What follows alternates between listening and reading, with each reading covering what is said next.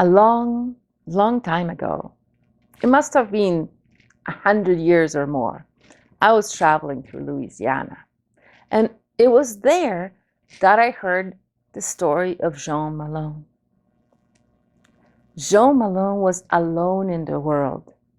He had no mother, he had no father, and he didn't even have a home. And sometimes when he thought about that, he became so sad that he would cry. It was in one of those moments that he was walking down a road, and the sorrow became so great that he sat on the side of the road, weeping uncontrollably. Just at that very moment, a grand lady was driving by in her coach, and she saw the little boy crying on the side of the road. She ordered her coach stopped, and she asked him, "Young lad, what is your name?" "My name is Jean Mallin," said the boy. "And why is it that you're crying on the side of the road, Jean Mallin?" said the lady. "Well, I'm crying because I have no mother and no father and no home, and I'm all alone in this world."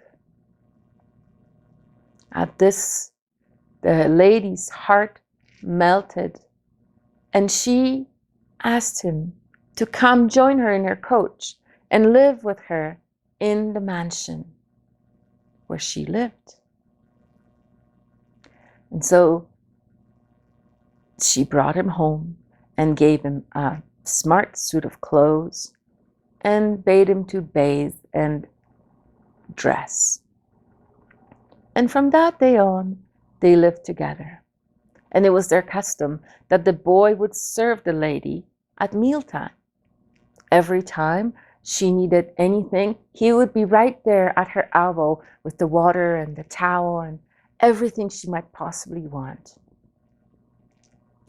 They lived happily together, and they grew so fond of each other that there was not one thing that the lady said or did that the boy didn't think it was perfectly right.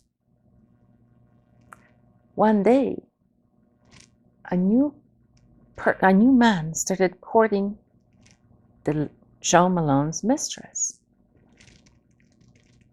And this man was a big, stout man with broad shoulders and a deep, booming voice.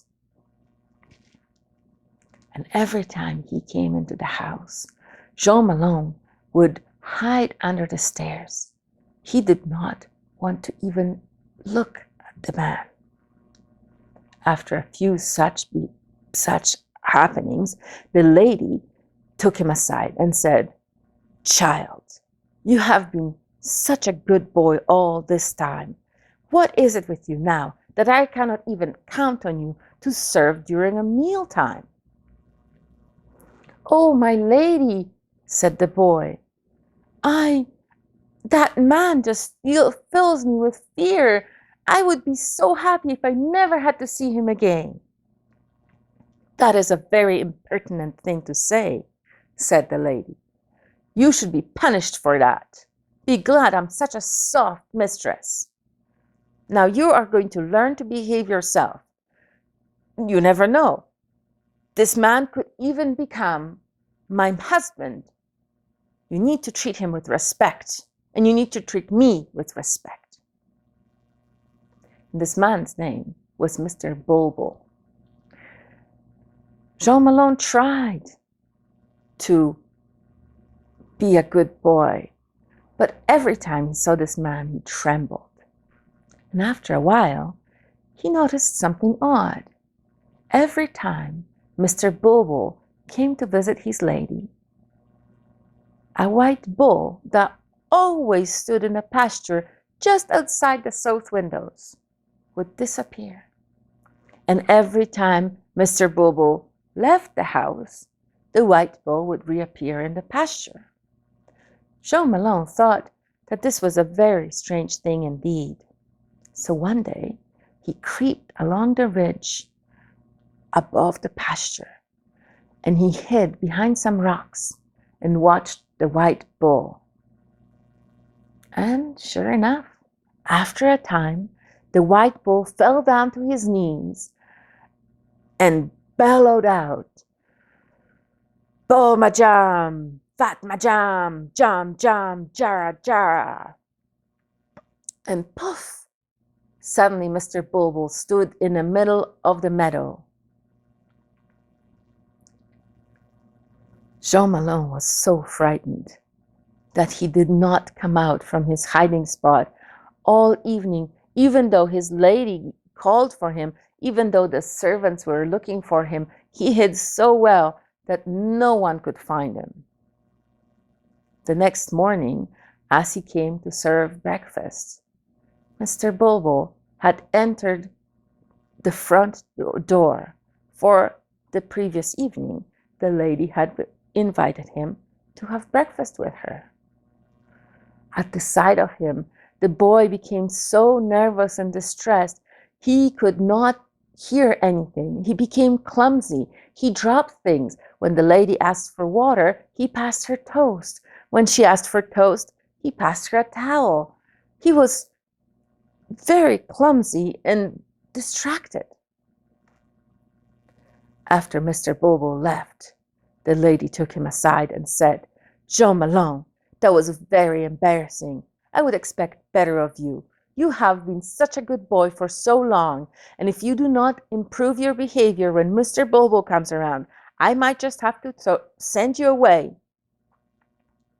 Jean Mallin loved his lady very much, and he did not want to be sent away, but he couldn't help it. He started crying. And the lady said, "Now, boy, why are you crying so?" And he said, "Oh, lady, if you only knew what I know." "Well, boy, if you know something that I don't know, please tell me at once." "Oh, lady," said Jean Mallin, "oh, I cannot." "If you will not tell me, I will have you beaten until you do so. Now, do I call the servants, or are you going to tell me?" Well, he couldn't do anything but tell her. So he told her about the day he followed Mr. Bulbul from the meadow, and how he saw that he turned from bull to man, and he was doing some kind of magic, and it couldn't have been good magic if he's trying to hide it so. The lady became very angered. She said, "Now you are not only misbehaving, but you're making up stories too. That is inappropriate. That is not a worthy behavior of a well-brought-up young man that you are becoming. I'm not sure if I shouldn't just send you away right now." The boy cried again and said, "But I'll prove it to you. I'll prove to you that this is the truth." She said, "Well, if you can prove it to me, I will believe you. But until then, I am very cross with you." And she left him, fully believing that he was just making up stories. Well, the boy was determined to prove it to the lady. So the next day, he creeped along the ridge again, and he hid behind the very same rocks as last time. And after a while, he saw the white bull fall on his knees and yet again exclaim, "Bo majam, fat majam, jam jam, jara jara," and he turned into a man. This time, the boy made sure he remembered the magical words. "Bo majam, fat majam, jam jam, jara jara. Bo majam, fat majam, jam jam, jara jara." He kept repeating it to himself all the way back home. And when he finally entered the home, he saw a tray of cakes prepared in the kitchen, and he picked it up just as if he was asked to do so and carried it into the salon. There, the lady was sitting and entertaining Mr. Bulbul and sipping tea. When she saw Jean Mallin enter with a tray of cakes, she looked up with a smile and said, "Well, that's better. That's the kind of behavior I expect of you, Jean Mallin. Now please offer the cakes to Mr. Bulbul." Jean Mallin approached Mr. Bulbul and put the tray toward him. But then, as Mr. Bulbul was just reaching for a cake, he muttered as if to himself, "Boma jam, patma jam, jam, jam, jara, jara." And the roar that escaped Mr. Bulbul's throat was none like you'd ever heard. The whole house shook. His movements became so erratic that he broke the chair he was sitting on. The tray came flying across the room, and there was broken pieces of cups and saucers everywhere. The lady screamed, and then the scream froze in her throat as the face of her beau started turning into the big head of a bull. His whole body turned into the body of a white bull, and he ran out of the house, breaking the door in his haste. The lady fainted, but when she woke up, she was very grateful to Jean Mallin for saving her from such a disastrous match. It was some black magic indeed that this man or bull was employing. She was happy, but Jean Mallin just became more frightened, for he knew that now Mr. Bulbul really had something to take revenge on Jean Mallin for. He stayed away from the meadow where the white bull would spend time, but he somehow knew that it was just a matter of time until the evil Bulbul will take his revenge upon him. And so one day, in desperation, he went out into the woods, seeking a black man who did magic. He heard of him from the people in the village, and he wanted to make sure that he did everything to protect himself from the revenge that Mr. Bulbul surely was plotting against him. Shortly, he found the hat of the magician, and he saw him sitting on the front porch doing magic in a steaming bowl. He approached timidly, and the magician looked up at him and said, "Well, boy, what brings you here?" The boy told him the story about Mr. Bulbul and how he turned from bull to man and from man to bull. And the magician smiled and nodded knowingly. He said, "Yes, I am familiar with Mr. Bulbul, and his magic is indeed strong, but my magic is stronger. What I need you to do, boy, is to bring me 3 owl's eggs and a cup of black goat's milk. Once I have those things, I will be able to make powerful magic so that you can stave off any attack from Mr. Bulbul." These things were not easy to find, but the boy went out and found 3 owl's eggs and a cup of black goat's milk.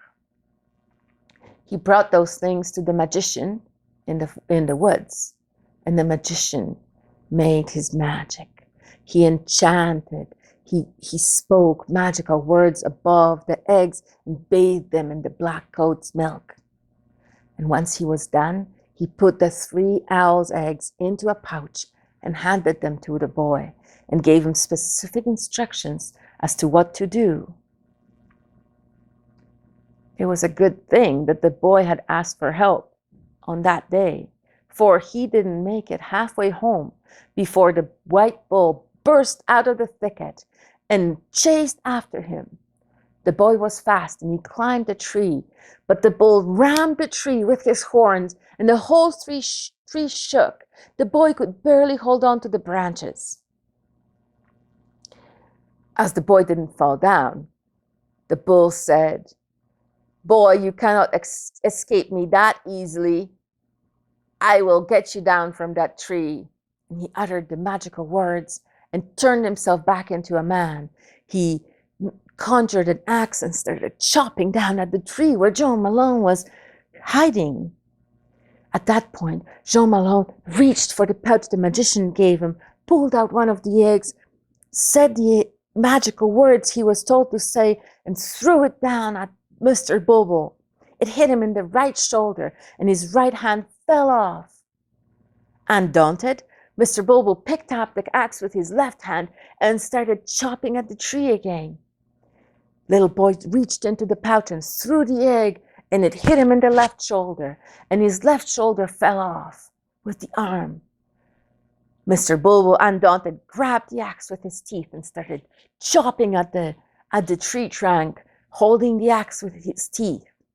At that point, the boy pulled the last owl's egg out of the little pouch and threw it at Mr. Bulbul, hitting him right in the head. And suddenly, he turned right back into a white bull, and all of his magic was gone, and he galloped away, never to be seen again. When he came home and told the lady the whole story, she was so grateful that she held him close to her chest, and forever after treated him just like a son, for he had surely saved her from miserable fate with a dark magician. And this story is still told in Louisiana to this day.